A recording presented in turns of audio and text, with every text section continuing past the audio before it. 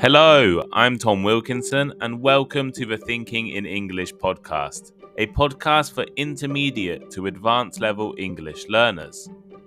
Mikhail Gorbachev, the last leader of the Soviet Union, has passed away. News reports around the world described him as one of the most influential political figures of all time. Today, let's discuss how Gorbachev rose to such a powerful position, his influence as a leader, and his legacy today. You can find the full transcript of today's episode over on the Thinking in English blog. Take a look at my Instagram page, Thinking in English Podcast, for more content, and leave a like, rating, or review wherever you are listening right now. Here is today's vocabulary list. As always, the written list is available in the description of the podcast and also on my blog, thinkinginenglish.blog. Breakup. Breakup. The division of something into smaller parts, as in the breakup of the oil tanker caused severe damage to the environment. Legacy. Legacy. Something that is part of your history or that remains from an earlier time. For instance, the war has left a legacy of hatred. To eclipse. To eclipse. To make another person or thing seem much less important, good, or famous. As in, the economy has eclipsed all other issues during this election. Innovation. Innovation. A new idea or method, such as, what is the next innovation in computer technology? Repression. Repression. The use of force or violence to control a group of people. For example, the political repression in this country is enforced by terror. To crush. To crush. To defeat someone completely. For example, the president used the army to crush the rebellion. Catastrophe. Catastrophe. A sudden event that causes very great trouble or destruction. As in, the war has been a catastrophe. To restructure. To restructure. To organize a company, business, or system in a new way to make it operate more effectively. As in, the department is currently undergoing a restructure.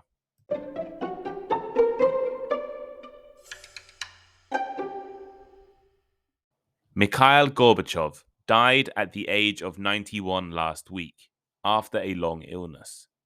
Gorbachev was one of the most influential, important, and significant political leaders of the 20th century. And as the final president of the Soviet Union, Gorbachev was in charge of the breakup of the country that had dominated Asia and Eastern Europe. His death was met by condolences from around the world. US President Joe Biden described him as a man of remarkable vision. French President Emmanuel Macron called Gorbachev a man of peace, whose choices opened a path to freedom for Russians. While Ursula von der Leyen, President of the European Commission, stated he had opened the way for a free Europe. Russian President Vladimir Putin also sent his condolences and said Gorbachev has had a huge impact on the course of world history. In reality, Gorbachev is far more popular outside of his homeland than within.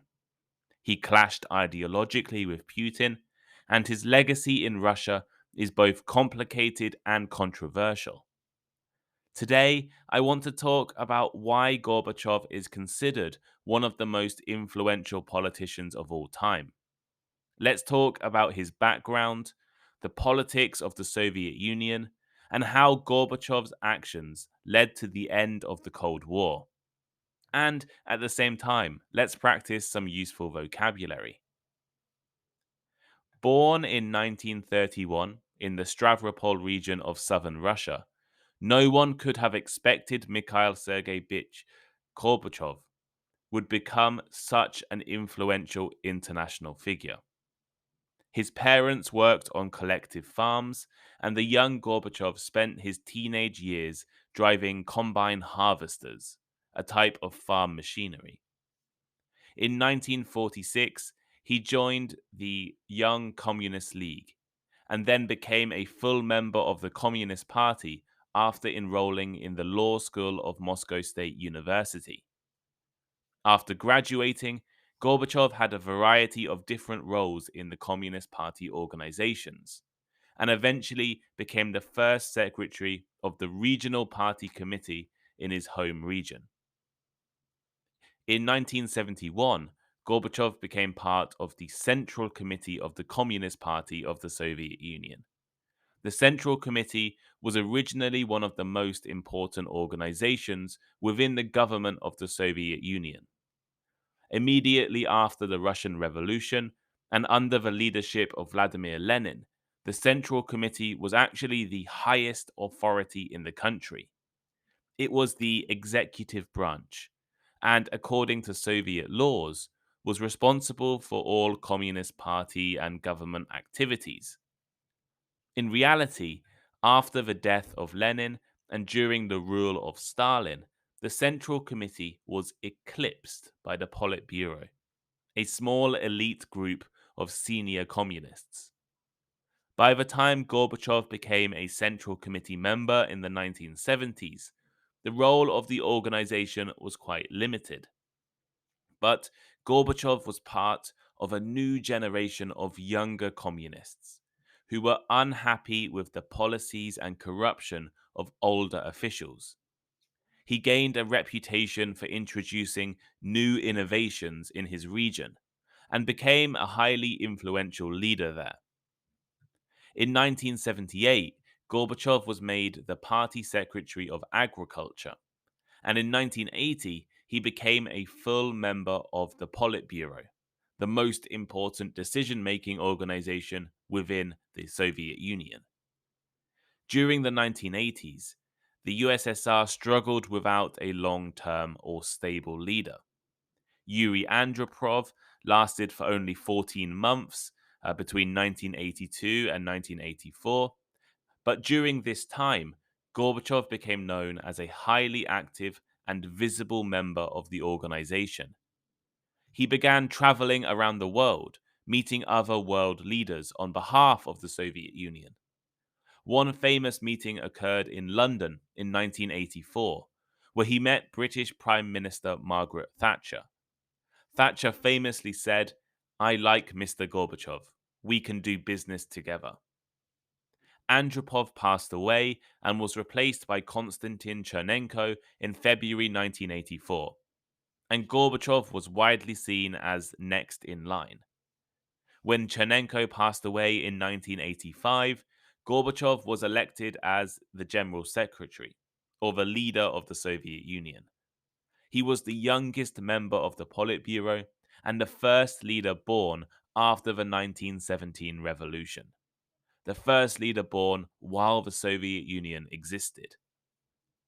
Gorbachev is known as the leader who presided over the breakup of the Soviet Union. But this was never his intention or wish. Gorbachev was a committed communist, after all. Instead, Gorbachev wanted to revive and strengthen his country. The Soviet economy was struggling. In fact, it was on the verge of collapse. The party was corrupt, secretive, and slow. Gorbachev, as a younger and more innovative communist, understood the major reforms were needed. His solution to the economic problems was perestroika and glasnost, which are now two of the most famous Russian words around the world. Gorbachev believed the Soviet Union needed openness and reform, or in Russian, glasnost and perestroika. He did not exactly want democratization, as he was a committed socialist and believed in communism. But Gorbachev realized that years of repression and secrecy by the Communist Party had caused corruption and inefficiency throughout the country. To save socialism, Gorbachev believed change was needed. He opened the economy slightly, allowing elements of a market economy. There were elections to the Soviet Congress, free and democratic elections for the first time. He believed the economy needed to be restructured and that Soviet society needed to be more open. The Eastern Bloc is the name given to Eastern European communist countries, ranging from East Germany and Czechoslovakia to Romania and Bulgaria. From the end of World War II onwards, the Soviet Union had acted quickly to stop any form of protest or uprising amongst its Eastern allies, most famously crushing protests in Hungary in 1956 and Czechoslovakia in 1968. Gorbachev, however, was known to dislike violence. He had aimed to end the Cold War by signing treaties with the US to reduce the number of nuclear weapons in Europe. He also ended the Soviets' unsuccessful war in Afghanistan. And thus, he allowed the Eastern Bloc countries to choose their own path and have independence if that is what they wanted. In 1989, for example, citizens of East Germany, perhaps the most committed Soviet ally, crossed freely into West Berlin for the first time in decades. And Gorbachev, Soviet Union, did nothing to stop it. We often think of the Soviet Union as being synonymous with Russia, but that is not quite accurate. Of course, Russia was the largest and most influential part of the country, but the Soviet Union was actually made up of many individual republics. It was a union of Soviets. And some of these republics wanted independence, just like the Eastern Bloc countries were given. Although Gorbachev did not want the Soviet Union to break up, eventually he had to make a choice: allow the different Soviet republics to choose their own futures, or stop their independence with violence. At first, Soviet soldiers attempted to crush protests in Georgia and Lithuania, but eventually Gorbachev made the decision to let the republics leave. Russia, Ukraine, Georgia, Belarus, Uzbekistan, Armenia, Azerbaijan, Kazakhstan, Kyrgyzstan, Moldova, Turkmenistan, Tajikistan, Latvia, Lithuania, and Estonia. The Soviet Union became these countries. Gorbachev was awarded the Nobel Peace Prize in 1990 for the leading role he played in the radical changes in East West relations. A year later, a group of senior communists in Moscow arrested Gorbachev while he was on vacation, and Boris Yeltsin, a Communist Party official from Moscow, took the opportunity to become leader of Russia instead. In the years after his leadership, Gorbachev remained an influential political figure. He was significantly more popular internationally than in Russia, though. In the 1990s, he was constantly meeting with world leaders and winning numerous international awards. But he received less than 5% of votes when he ran for Russian presidency in 1996. Unlike most Russian presidents, Gorbachev was never corrupt. He never became involved in corruption. He never tried to become a mega rich oligarch. If you remember an episode I recorded a few months ago titled "What is an Oligarchy?", you'd notice that Gorbachev's name was never mentioned. While Yeltsin and Vladimir Putin have enriched themselves, Gorbachev was more interested in reforming the country. In recent years, virtually all of Gorbachev's reforms have been cancelled or repealed by Putin. The idea of openness is clearly gone. There is no respect for free speech or laws in Putin's Russia. Vladimir Putin once described the end of the Soviet Union as the greatest geopolitical catastrophe of the 20th century. And this may be true if you're Russian. But for other Eastern European former communist countries and a few other former Soviet republics, the collapse of the Soviet Union was the best possible thing. Germany, the Czech Republic, Estonia, Bulgaria, and other countries are far more free and economically strong now than during the 1980s, during the Soviet era. Even if they are not perfect countries, their citizens would definitely not choose to be controlled by Russia again. And Russia could also have been successful, but Boris Yeltsin sold off Russia's resources, and Putin became known as the chief kleptocrat. Corruption, in other words, is everywhere in Russia.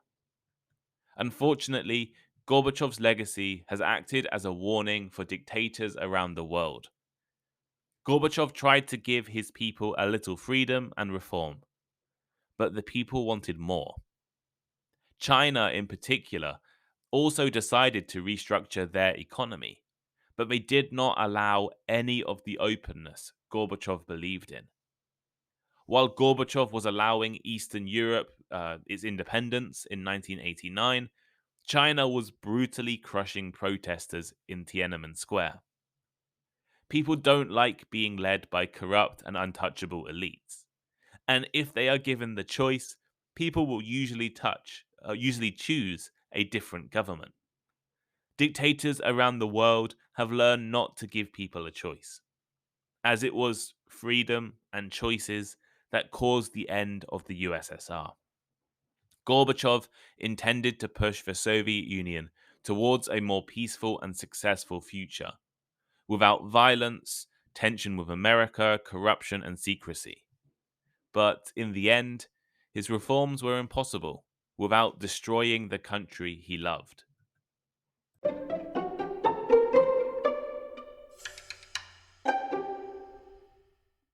So here is today's final thought. With the recent death of Mikhail Gorbachev, I thought it would be nice to look at his history, influence, and legacy. Gorbachev is certainly one of the most influential leaders of the 20th century, but it was never his intention to break up the Soviet Union.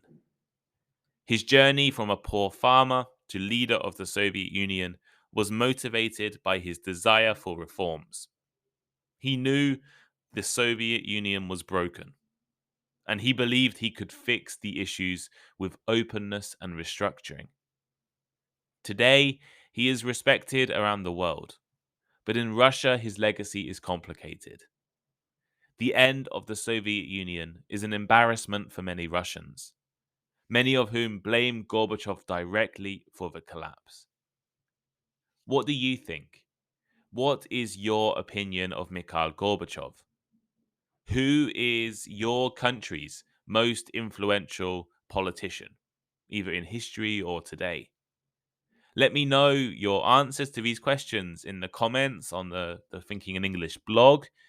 Leave a comment on Spotify, or send me a message on Instagram, Thinking in English Podcast over on Instagram. I hope you all go and follow me. Please leave a like, a rating, a review on Spotify or Apple, wherever you listen. We're getting more and more reviews on Spotify. My next target is 2.5 thousand reviews. I think we're on 2.2 today. So let's try to get to 2,500 reviews. That would be absolutely awesome.